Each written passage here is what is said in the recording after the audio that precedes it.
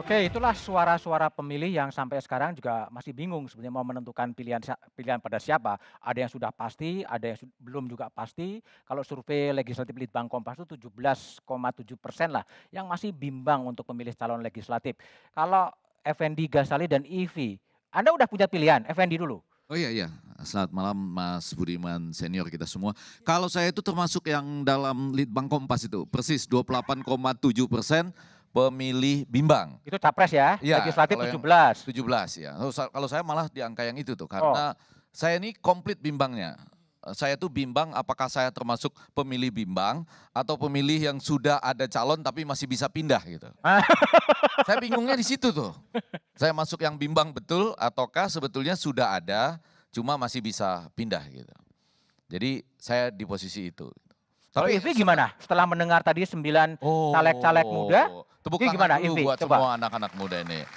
Kalau kita berada di tengah anak-anak muda itu semangat kita tuh kembali muda gitu Ah, ya. yang benar. Iya, jangan tanya-tanyakan soal generasi kami ya.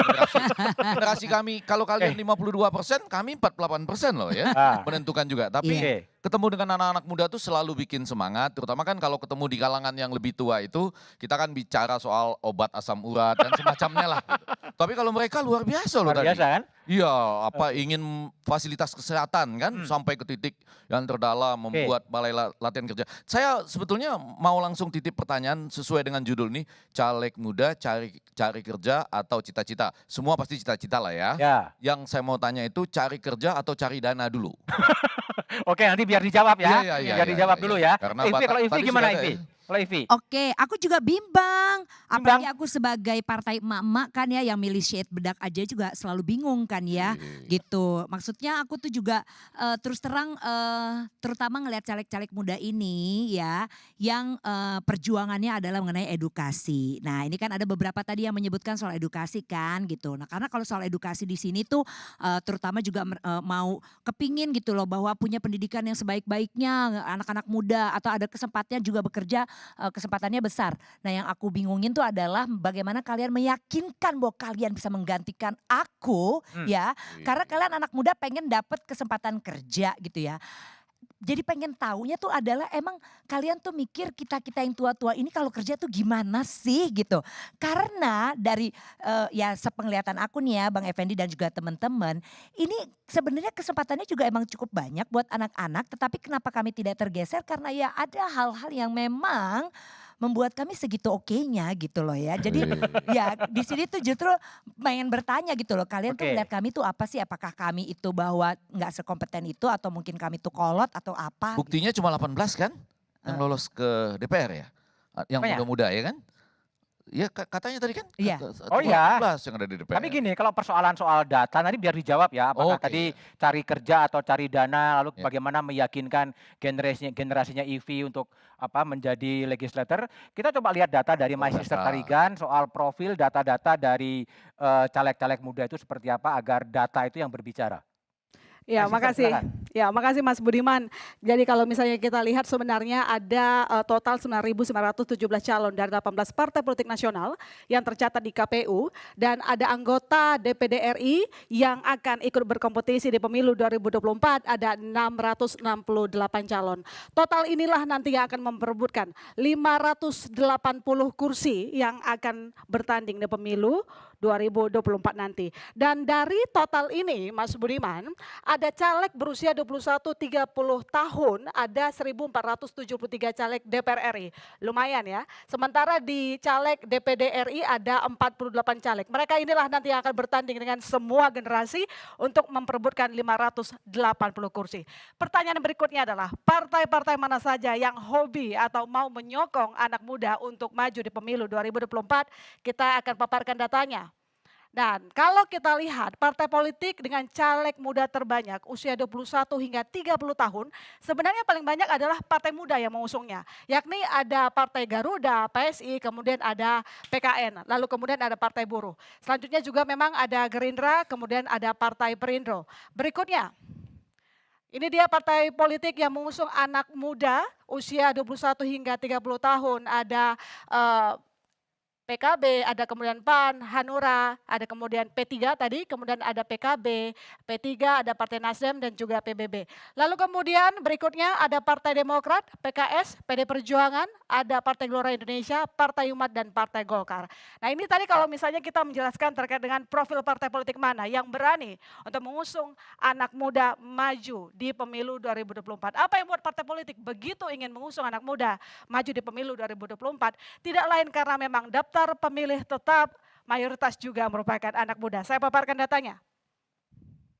Ini dia, jadi di Gen Y 33,6% atau 68,8 juta pemilih. Merupakan mayoritas yang nanti akan diperebutkan suaranya. Mereka merupakan orang-orang yang lahir di 1981 hingga 1996. Kemudian disusul oleh Gen X 28,7% atau 57,4 juta pemilih. Kemudian ini merupakan survei Litbang Kompas, ada Gen Z 22,85%, 46,8 juta.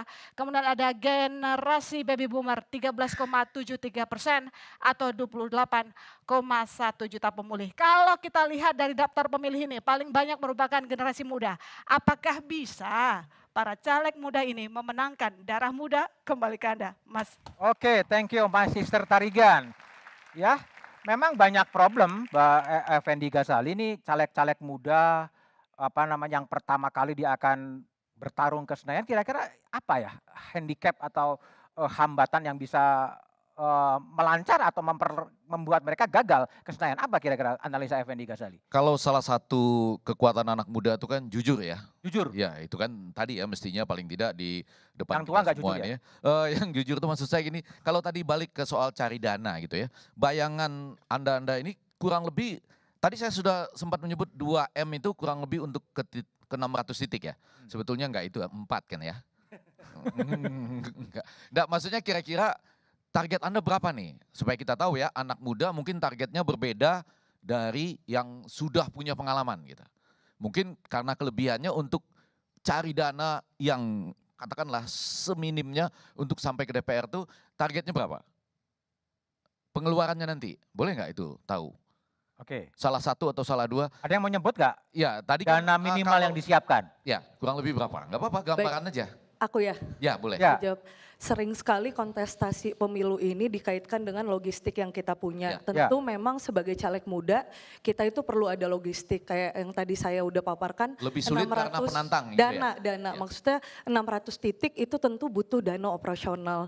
Tapi sekarang yang harus kita highlight adalah kita juga perlu edukasi khususnya konstituen kita bahwa dana atau uang itu bukan segalanya. Jadi dengan proses saya ke 600 titik itu adalah upaya saya untuk bertemu langsung kepada masyarakat pemilih saya dan untuk menjelaskan bagaimana visi misi saya dan bagaimana saya nge-gather data apa yang mereka butuhkan gitu loh. Jadi untuk maksudnya kita juga mengedukasi bahwa jangan sampai ada politik uang di sini. Mending keluar dulu untuk mensosialisasikan dan tahu masalahnya apa sehingga nanti masyarakat ini tidak disuguhi mohon maaf serangan fajar nanti. Serangan fajar. Nah, jadi panjang nih Cindy jawabannya jadi panjang. Enggak, uang bukan segalanya gitu ya, tapi segalanya enggak jalan kalau enggak pakai uang gitu ya. Betul. Nah, kira-kira berapa angkanya Cindy? Nanti sampai selesai masa kampanye dan kemudian ada target minimalnya. Pemilu serentak di 14 Februari. Enggak apa-apa. Kalau ada yang berani menyebutkan angkanya? Saya mungkin 4M skala maksimal di level saya. Mungkin Anda? kalau ada Saya boleh jawab Prof. Ya. Jadi sepengalaman saya di 2019 ketika maju di DPRD tingkat 1, memang budget itu adalah satu instrumen yang begitu penting. Tetapi kala itu ketika saya maju, rasanya ketika saya tidak terpilih mungkin habis 300-an juta. 300 juta. Karena angka-angka rupiah itu kita bisa kolaborasikan. Jadi yang kabupaten ikut memberikan, provinsi pun juga demikian. Tapi kalau ditanya conclusion, ada berapa rupiah yang kita harus siapkan untuk memilih ini, maka angka-angka survei yang muncul di sejumlah lembaga itu realistis itu. Angka ketika DPR RI harus ready 5 miliar sampai 10 miliar itu memang realitas lapangan. Seperti itu kondisinya. Oke. Jadi sudah ada 3 sampai 10. Ya kira-kira begitulah. Pengalamannya? Kalau aku ya? Ya. Coba. Kalau aku sebenarnya jujur ya Mas, aku ini caleg modal sosmed pertama. Oke. Oh, Jadi modal pertama sosmed. kali aku datang, masyarakat semua pada rata-rata ya teriak minta duit lah, minta 50.000, minta 100.000. Ya. Tapi mereka tahu aku caleg modal sosmed yang dari sebelum aku menjabat, aku sudah punya basis massa. Sekarang anak-anak muda, kenapa aku bilang masih mungkin untuk berpolitik dengan duit yang so-so, karena kita ternyata bisa pakai sosmed kita untuk bikin konten-konten viral, followernya naik, buka endorse, dari situ kita muter-muter sendiri. Aku bantu masyarakat dengan followers aku untuk aku datang ke UMKM, siapa yang mau di endorse gratis, langsung Oke, beli baik. aku Oke, gitu. nanti saya ke Ivi dulu lah. Ivi, gimana kalau 4 sampai Anda 10. menambahkan nggak dalam perspektif itu? Soal uang bukan segala-galanya, tapi segala-galanya segala-galanya. uang juga sih. Iya, iya. Wow, baru tahu loh di sini karena Bahwa uang bukan segala-galanya. Enggak, karena bukan masalah uang bukan segala-galanya, tapi baru tahu bahwa ada yang tadi bilang katanya nggak seglam itu, nggak sebanyak itu gitu kan. Wow gitu, karena sebagai emak-emak yang aku dengar-dengar di antara rumpian kita nih gitu ya, rumpian komplek ya, tempat aku tinggal ya nggak kayak gitu kan. Tapi kan ternyata ada angka-angka yang juga cukup tadi kan kayaknya realistisnya tuh di 4 sampai 10 M. Nah tapi aku mau menanggapi dulu nih ya tadi ya. Ketika Bang Effendi bilang bahwa ini kalau caleg-caleg muda ini menarik karena biasanya anak muda jujur. Tunggu sebentar. Tunggu benerin duduk dulu, benerin poni. Tunggu. Karena gini. Nanti saya belain lagi tenang. Gini, aku nggak bilang mereka nggak jujur Enggak. aku nggak bilang gitu, Iya, jangan iya, salah. Cuman aku mau ngingetin aja ya. Ini loh anak-anak muda zaman sekarang bukan caleg-caleg ini. Tapi kalau misalnya korupsi pun juga gila-gilaan loh. Mereka itu belajar kayak misalnya begini, yang kemarin Coldplay aja. Coba tuh ya yang penggelapan tiket-tiket yang ngejual tiket itu. Berapa 40 miliar. Waktu angkatan kita Bang, ya walaupun memang sih ya kalau tingkat inflasi. Misalnya dulu ngambilnya 1 miliar atau 2 miliar. Dibandingin sekarang 1-2 miliar tentu pasti ada pertambahannya. Tapi juga nggak 40 miliar kan gitu. Dan sekarang ada banyak berita kan yang anak-anak muda tuh yang kayaknya udah ngumpulin duitnya. Karena mereka entah bagaimana ya juga mungkin dengan sosial media dan lain sebagainya. Jadi cara mereka untuk value atau bagaimana mereka. Berbeda ya? Iya berbeda gitu loh. Jadi 300 juta tuh aku tadi itu 2019. 2019. Udah ada sosial media loh itu 2019. DPRD ya? 2019 justru pakai sosial media sebenarnya. Jadi gitu. traffic ketika maju 8.000 followers sampai setelah menjelang pemilihan ada kurang lebih 30.000 followers dan itu terkonversi. Akhirnya suara yang saya peroleh 16.000. Jadi saya bisa simpulkan bahwa ternyata peranan sosial media juga cukup berpengaruh untuk media campaign kita di lapangan. Aku sih mau bilang begini aja ya, ini kan kalau caleg-caleg muda nih anaknya kalian adalah mereka tampang-tampang kalian. Kalau kita nih dari aku yang generasinya bukan generasi kalian adalah pertama tampang. 3 hal nih ya dari caleg muda yang biasa dilihat. Tampang. Nah, di sini ganteng dan cakep. Semua yang ada di depan di sini. Yang kedua tuh pasti nama. Nama Effendi udah nggak ada lagi Effendi. Nama Ivi udah nggak ada lagi. Kalian Cindy, Sandra udah cakep-cakep. Ruby gitu ya. Nama udah Seno DPRD. Ya, Seno bagus. Makanya nama. DPRD dulu. Makanya Seno DPRD. Oke, yang ketiga apa Pi? Iya, yang ketiga rekam jejak. Nah aku butuh diyakinkan aja rekam jejak kalian gitu loh. Oke.